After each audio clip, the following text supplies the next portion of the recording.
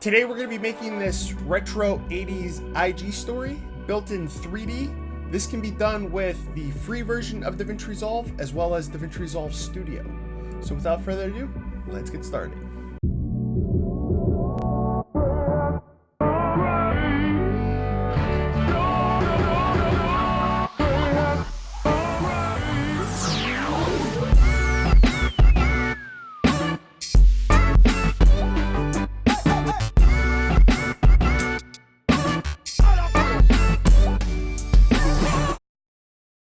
Before we get started, I just wanted to let you know that the project files are available through the channel membership.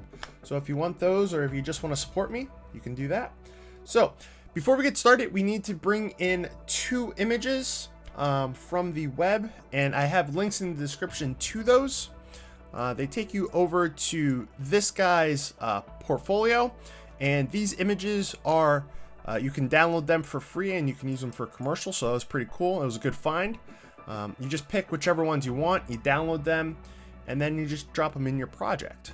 So when we get started here, the first thing, because this is going to be a IG story, and well, it's for Instagram in general, it's going to be the tall. So what I like to do is take my 1920 resolution, and we just flip the numbers. So the width is now the height and the height is the width. So you just click on the little gear right here, and we just flip the numbers that were there. So 1920 is the height, 1080 is the width. And for this project, I'm just gonna be working in 24 frames per second. And then the next thing we're gonna do is we're gonna make our fusion comp. So we're just gonna right click in our media pool, click on new fusion comp. And I'm going to set mine to 6 seconds instead of 5. That's all the longer that I want this to be. You could obviously make this longer, just make your animations longer if you want it to be longer. But you do have that ability. And then I just brought in both of those images that I picked. So let's go right over into Fusion now that I have the Fusion comp on the timeline. And as long as you see this media out, that lets you know that you are currently in the Fusion comp. You can click on clips to see it here. Just double click here and then you'll see the name. All right, so let's close that and close that for now. So we have the media out. First thing we can do is we can simply just throw a background in here. So I'm just going to grab the background node, throw it right in here. We're going to view it by dragging it up into a viewer. Doesn't matter which one. And for the background that I'm going to be using, I'm going to go to gradient and then go to radial. And this pretty much just makes a point. And then the other one is just the feathering for that point. So in the middle, I'm going to make this like an orange, maybe something like that. And then the outside, I'm going to do like a purplish pink. So something like that. So let's just bring this out. And then the center one here, that's this number, the one that's obviously moving. When I go like that, I'm just going to make this 0.5 to get it right in the middle. And then this one doesn't really matter. This is just your feather, and you can kind of put that wherever. So I'm just going to put it down in the corner. So there's my background. So we'll leave that there for now. And let's bring in those images of the leaves. So I'm going to bring in one of them, and we can view it in this monitor. It doesn't matter which one you view it in. But one of the things you'll notice is this doesn't have a transparent background. So you could take it into an editing tool and cut it out. It's up to you if you want to do it that way. But the easier way to do this is just to key out the white, because there is no other white because the leaves are just green. So let's key out the white. So I'm going to just hold down shift and then hit spacebar, and I get my search. And then here I'm just going to type in key, and we're going to get the chroma keyer, and we'll add that in. And then we're just going to connect the media in, which is this image, into the chroma keyer. So it looks the same. And if I take my mouse cursor, if we look down here in the bottom, we can see the current values for this color. Obviously, they're all ones because it's white. If I go over any of the other colors, you can see the numbers changing. Okay, so that's one thing to keep in mind, because what we're going to do is we're going to come over here and we're going to go into color. And I don't know why it picked, but we're going to just come over here, go into color, and then color range. We're just going to change all of these low values to 99 or 0.99. So we take that and we just put that 99 in all of these. So just like that. So it's all ones and then 99. And now you can see I pretty much cut it all out. All we have to do now is move the soft range up, and it cuts out most of it, but I'm gonna increase this to, let's say, 5. Get it completely out of there. So now I have my leaf with a transparent background. So what you could do is you could just take this, drop it on here. I'm just showing you this for now, and we can see that we have that on top. But we want this to be 3D. We want to have that parallaxing effect. If you're not sure what parallaxing is, the things that are closest to the camera move a lot faster than things that are further away.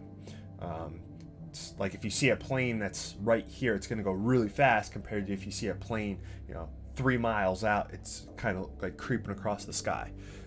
That's parallaxing in a nutshell. So we have here all of our leaf. We're going to now push this into 3D. So there's a couple of different elements that we need to use for 3D. It's not that complicated. We're not really going to be changing a lot of parameters and doing fancy stuff, but the easiest way to get into 3D, the first thing we're going to do is we're going to take this image and we're going to put it onto a plane. So it's just a flat surface. We're going to throw the image on there, and then we can move that flat surface around in space. So right here is our image plane.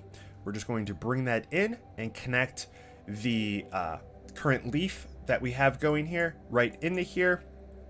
And we can see here, now we have it in 3D space. The next thing that we're going to need is we're going to need a camera, because we're going to be flying the camera through all of these elements. So we have our little camera right here.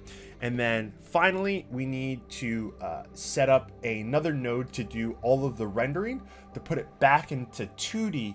So then if we need to manipulate it more in 2D, we have that ability to do so. So over here is our renderer, 3D renderer. And next, we're going to connect our camera into everything. And the easiest way to do this is we need a 3D merge. And we can, get a 3D merge, or you can just take any of a 3D element and connect it to another 3D element. Then you'll get your merge 3D. So now we have our camera here, we have our element, and then we're going to go into our 3D renderer. And then over here, we don't see anything. And the reason being is because if we take a look over here, when I rotate this, right where our camera sensor is, it's up against that leaf, so we can't actually see the leaf. So what we'll have to do is we'll have to pull back the camera. Let's actually click on the camera. We'll pull back the camera, and now we can see it over here as a 3D renderer. To move around, the biggest thing that you're going to need to know for moving around is I like to hold down Alt and then middle mouse button, the button right in the middle of your mouse. Hold them both down and you can move around like this. That's what I use to move around. If you don't hold Alt and just hold down middle mouse button, you don't rotate around things. You're kind of moving up and down and left and right in 3D space. Hold Control to zoom in and out. If you're not familiar with how the 3D space works. Okay, so now that we have that one element, let's add some animations in here, because what we're going to end up doing is we're going to make a whole bunch of leaves, and they're all going to animate into frame, and then we're also going to have the camera moving through the frame. So let's just start with one leaf. So I'm going to take my camera and just drag it back. So you can see here, I'm just dragging my camera back, and I want to leave the leaf at 0, 0, everything 0, 0. So if I look at my position, everything is at zeros, and there is our leaf. We're going to move the camera back just because it'll make everything easier when we're bringing in other elements. So I'm just bringing it back just so we have it like kind of in frame. That looks great. Now we're going to go into our element itself. And one of the things that we're going to have an issue with here is if I rotate it, we can see that it's rotating in the middle, and I want it to rotate from like the stem of the leaf, the very end of the leaf. So to do that, what we're going to do is, why is this upside down? There we go. Is we're going to have to bring this point to the end of the leaf. So let me zoom in a little bit so you can see this. We're going to bring it to the end of this leaf. So to do that, we just have to change the pivot point, and we just have to move these around till we get to the end. And I know that this is going to be point -5 right there, or excuse me, -0.5, and then we'll have it right there. So now when I move this, it's going to rotate like that. So what I'm going to do is I'm going to actually rotate it something like this. Let's bring it down to this corner, and I can rotate, or let's bring it in something like that. And now if I rotate this, that's the kind of the animation that I'm going for. So I'm just going to have it out here, and I'm going to, this is my playhead here, the orange bar. I'm going to bring it back to frame 1. Over here is your frames, and then I'm just going to keyframe the rotation, and then we're just going to come in a couple of frames, like halfway in-ish, somewhere in there, and then we're going to rotate this into frame, so like that. And if we were to watch this, this is just going to be a very linear move, meaning that the speed on its move is going to be always the same. And what I want to have instead is for when it gets to the end, it's going to slow down and subtly get into position. People typically call this easing. So let's add that in. So I currently added both my keyframes in. We're going to come into our spline tool here.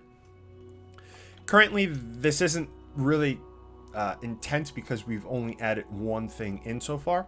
So we're going to just click so we have it visible.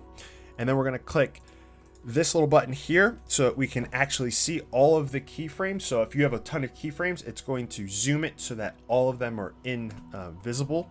And then I'm going to highlight the last one by just highlighting it like that. And then I'm going to hit F, and F is for flatten. And then I'm going to hit T, and T brings up this menu to do the easing. So because we're coming into that keyframe, it's going to be ease in. Anything after a keyframe is going to be ease out. So I'm just going to increase this to some number. I'm just going to increase it. Let's just do 55. Sure. You don't have to be perfect in these numbers, but there we go, 55. So now I have that one leaf coming in halfway, and now I need to add in some more stuff. So the next thing I'm going to do is, because I've already created all of this and I want to add another one of these leaves in, instead of having to recreate and do all of that work again, what I can do is I can pull pieces of data from a part of my node tree and reuse it and bring it back into the project with maybe one adjustment on that. So that's a cool thing about nodes if you're new to nodes. So what I'm going to do is I'm just going to hold down shift, hit spacebar again, and in here I'm going to type in trans for transform, and I'm going to get the transform 3D. So now I have the transform 3D. What I'm going to do from here is, because this plane already has the keyframes for it coming in with the ease and all of that already there, I'm just going to grab that node, and now I'm going into a transform. And what a transform allows me to do is it allows me to add another layer of like modifications to whatever is coming into there. And then from here, I'm going to go into this merge. And for people that are used to 2D merges, one thing that you'll notice here is I'm able to add more than two things, because typically a 2D merge only has a background and a foreground, because you have to state how you're going to overlap elements. But with 3D, because you can have them on different planes and you can have them intersect, there isn't a background and a foreground. It's just a whole bunch of elements being brought in together. So we can add as many things that we want to into this merge. So that's where they're a little bit different. So now in this transform here, what I can do is I can rotate it, but I want to show you how to use the tools up here to do this. So we have the ability to obviously move it like this up and down, but then if we click this button, we can also rotate it. So now, as you can see, as I rotated it to the top of the frame. Now that's great and all, but this is going to be a pretty lame animation, because if we look at this, they're both on the same plane. So one thing that I want to do is I want to change the z-axis so that there's that parallaxing effect where one is moving slightly faster than the other. So I'm just going to click on this button here, and the blue one I'm going to move forward. As you can see, it's getting a little bit bigger because it's getting closer to the camera. And if I was to move my camera, we can see that we're bringing, one in and then the other one in. So that's kind of what I'm going for here. Okay, so now that I add those in, let's go and add in the other leaf. So I'm just going to grab in my other leaf here. And now that I have my other leaf here, I have these nodes that I used before. And instead of, pulling these nodes in and having to change all these parameters again, I can just save time and just copy them. So I'm going to highlight them both, Control C, and then click down here, Control V, pasting both of those nodes, and then connecting this other image in. So now I connected it in, boom, I don't have to worry about setting all of that up. And then here, now I have this here. But you're gonna notice one thing with this image is currently it's not rotating. If we're taking a look here, it's not rotating at the stem. So that's one issue, because we look at this image and this image, our stem, one is to the left and the other one is to the bottom. So we're gonna have to work with that point that we change for the pivot. So let's come into the 3D merge, or excuse me, the 3D plane. We're gonna just click on just the 3D plane so we see that. Come over to the transform, and then here we have the pivot. So we're going to just reset that. And actually, let's reset this whole thing. And now we have to figure out which one of these we're trying to move. And as you can see over here, we have X, Y, and Z. So it's going to be, this is the one we have to move, so the Y. So if we take the Y and we move the, let's go down to pivot, move the Y down, it works. And we're gonna do the same thing here by -0.5, hit enter. Now we're at the bottom. Now if we rotate it, it's going to rotate correctly. So let's connect this into our merge.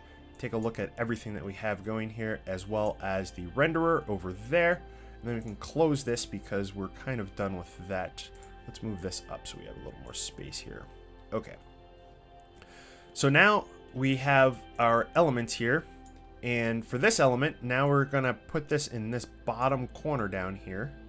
And I think for this one, I'm gonna put it in between here. So something like that. Maybe over this way a bit more and maybe down. So we don't have to have the whole image in frame, but I feel like this much in frame is gonna be perfectly fine. It might go in just a little bit more, maybe something like that. I think that'll be fine. So let's get some keyframes going here. I'm just gonna come out a little bit further, so like frame 90. I'm gonna keyframe that because that's currently where I want to be visible at, and then I'm gonna come back to the beginning and get it off screen. So let's just rotate that off screen. Now that we rotated off screen, we have to come back over into here, and if I click this button again, we can see that now we have two. So the easiest way to go about this is you could see like the names are different, and I know from experience that the _1 is obviously the copied one because it's automatically going to be adding those names in. But the easier way of going about this is, since I only have this one selected, making that one that I have selected the only visible one. So if I come over here, show only selected, so only this one selected here, now I only see this one over here. So I'm just going to highlight the end of this keyframe, hit F.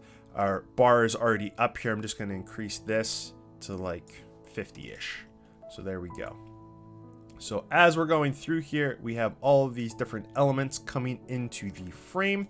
It's looking great. I'm going to do another transform 3D. I'm going to connect this up and connect this in. So let's kind of clean this up a little bit. So now for this one, let's view everything here on here. Now, if I was to rotate this, I can rotate it to that top corner. And for this one, I'm going to push this one way in the back. So something like that. There we go. Maybe off screen just a little bit more. Okay, so now we have them all in 3D space. They're all at different positions. So when the camera comes flying through here, we're gonna see them at all different points in time. And so there we go. All right, so next, let's take a look. Now we have this background here that we made. Remember this background we made? The next thing we want to do is add this as the background. And the easiest way to do this is we're going to take all of this stuff here and we're going to lay it on top of that background. And coming out of the 3D renderer, it's going to come out as 2D.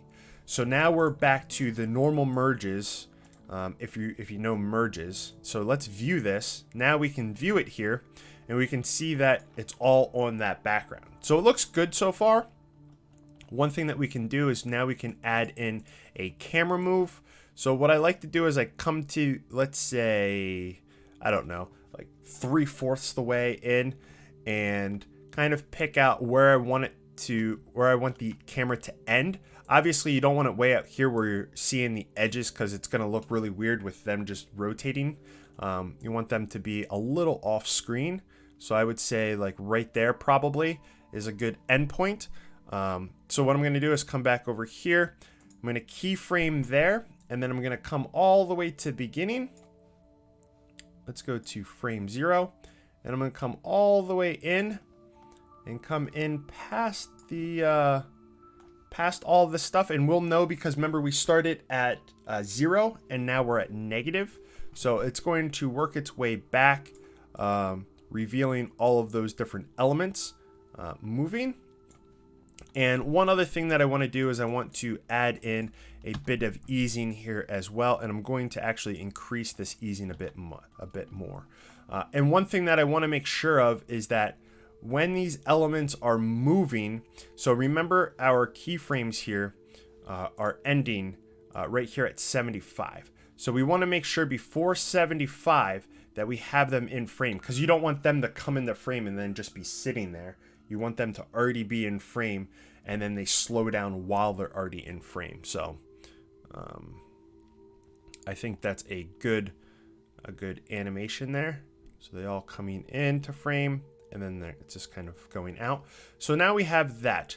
But as you can see, it doesn't look, it's looking very clean, and there's not a lot going on here at the beginning. So let's add in another animation here at the beginning to make this look a little cooler. So the next thing I'm going to do is I'm going to grab another background, and I'm going to add those triangles in. And I don't know why this is like a part of retro, but a lot of people do like triangles and stuff like that. So let's add in a triangle, and we're going to do the animation for this triangle as well. So I'm going to come in and let's actually view it here. And let's grab a gradient, and we're going to leave it on linear, and I'm just going to pick this one, and let's pick a blue, so something like that, and then come to the other end, and let's get that purple pinkish color, and then we can just move these points, so something like that. And we could add in a triangle by just coming in and getting the triangle mask and connecting that up, and then taking off solid and adding a border. We have a triangle. But instead of just having the triangle, I like to add in an animated triangle because I feel like it just adds more to it.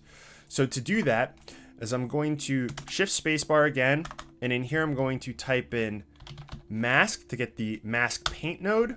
And what that enables us to do is now we can add in different paths, and then we can animate a brush stroke across those paths. So we're going to connect this in, and we're going to use this as a mask for that gradient that we have.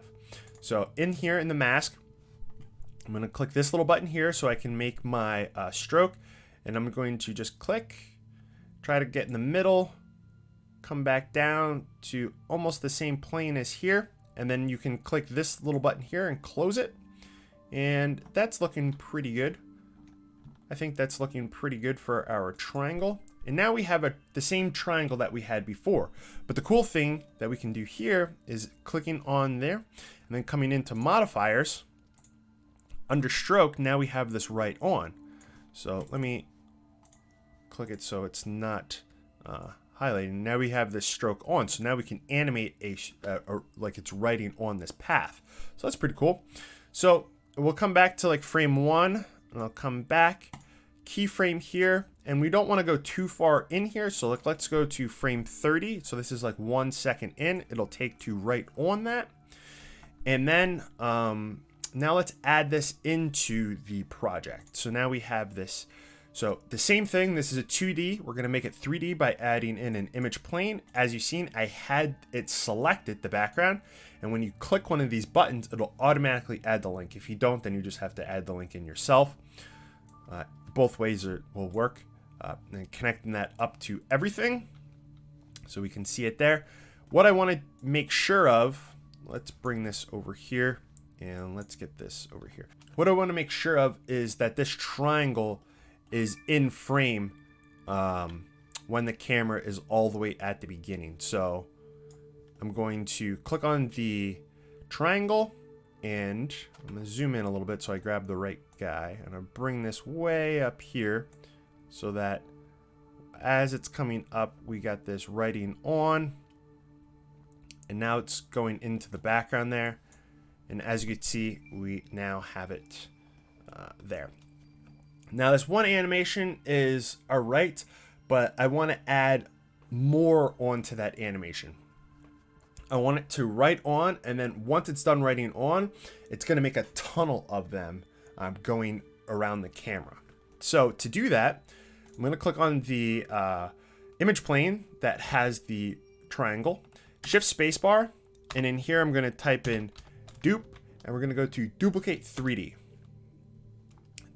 What duplicate 3D does is it takes whatever comes in and it just makes duplicates of it, and then you can add some type of transform to that and it will add it to each copy, if that makes sense. So if I have one here and I copy it, my other hand here, and the distance is 1, and I add another copy, let's say this hand still stays here, it's going to add one copy one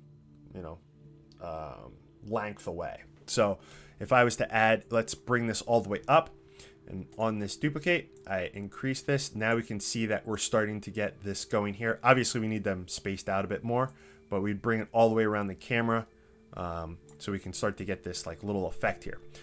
But to add on top of that, so like this is not really that cool by showing it like that.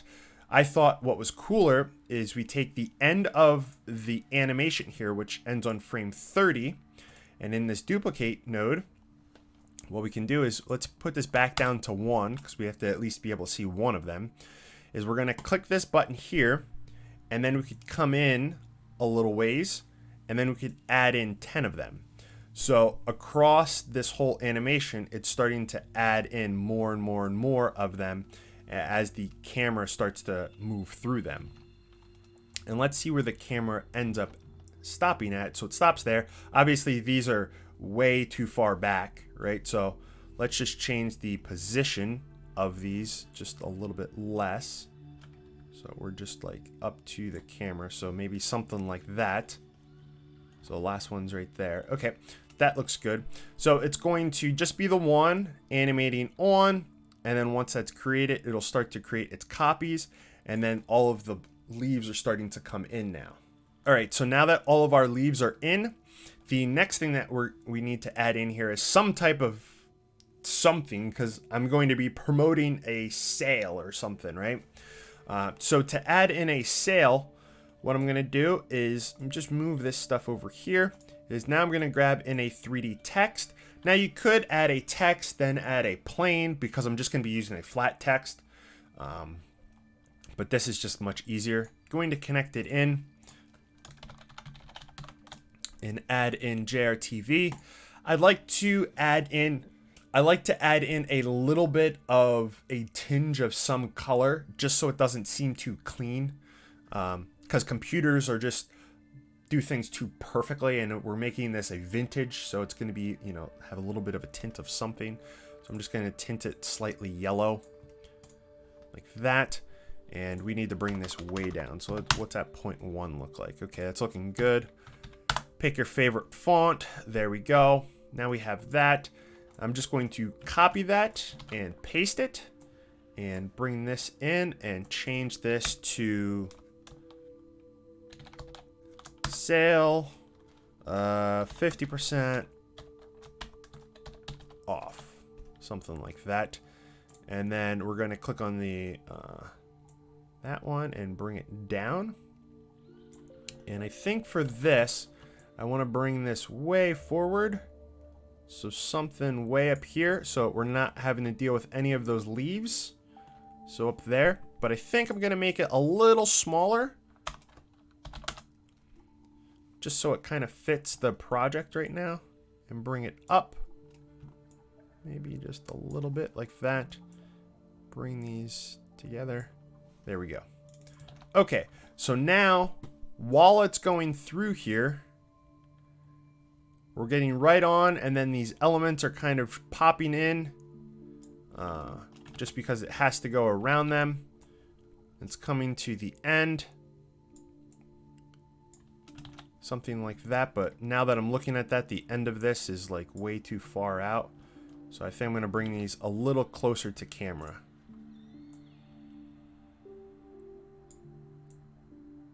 Yeah, I really want to emphasize this sail. And maybe the JR up just a tad. So maybe something like that. Okay. One other thing that I want to do is, now that I'm looking at this, we can see that this is kind of soft. I'm not a huge fan of that. So I'm going to come back to my mask paint. And in here, I can change in the brush controls, I can change the softness, you know, bring that all the way down. Now I have little thick guys. I'm going to bring down the size just a little bit. And then the other thing I'm going to also do is come back over to, in the image plane itself, I'm going to come in here to opacity and make this like 0.8 so we can see through them just ever so slightly. So I feel like that kind of brings it together. And then finally, what am I, like 150 or 140 some videos in, and I'm still using batteries instead of just getting a wall jack.